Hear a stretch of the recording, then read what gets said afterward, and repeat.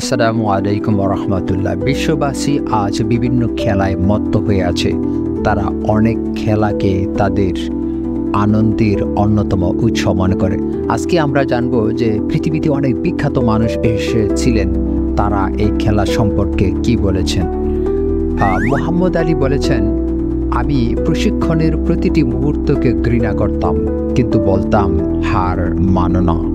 এখন কষ্ট সহ্য করো এবং বাকিটা জীবন চ্যাম্পিয়ন হিসেবে বাঁচো। অপরদিকে পেলে বলতেন, সাফল্য কোনো দুর্ঘটনা নয়, এটি কঠোর পরিশ্রম, অধ্যবসায়, শেখা, অধ্যয়ন, ত্যাগ এবং সবচেয়ে বড় কথা, যা তুমি করছো বা যা করতে শিখেছো তার প্রতি ভালোবাসা। অপরদিকে মাইকেল জর্ডান বলেছেন, আমার কেরিয়ারে আমি ৯,০০০ বারের বেশি শট মিস করেছি। আমি প্রায় ৩০০টি গেম হেরেছি। ২৬ বার আমি গেম জেতানোর শট নিতে নিঃশ্বাস করা হয়েছিল এবং মিস করেছি।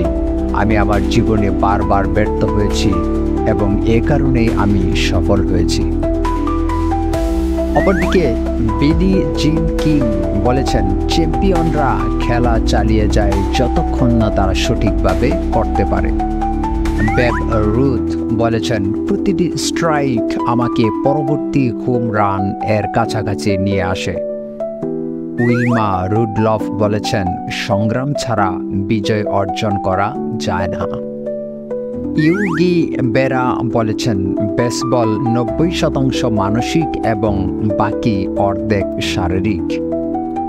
জেসি ওয়েন্স বলেছেন, আমাদের সকলেরই স্বপ্ন আছে, কিন্তু স্বপ্নকে বাস্তবে রূপ দিতে হলে অনেক দৃঢ় সংকল্প, উৎসর্গ, আত্মশৃঙ্খলা এবং পরিশ্রম প্রয়োজন।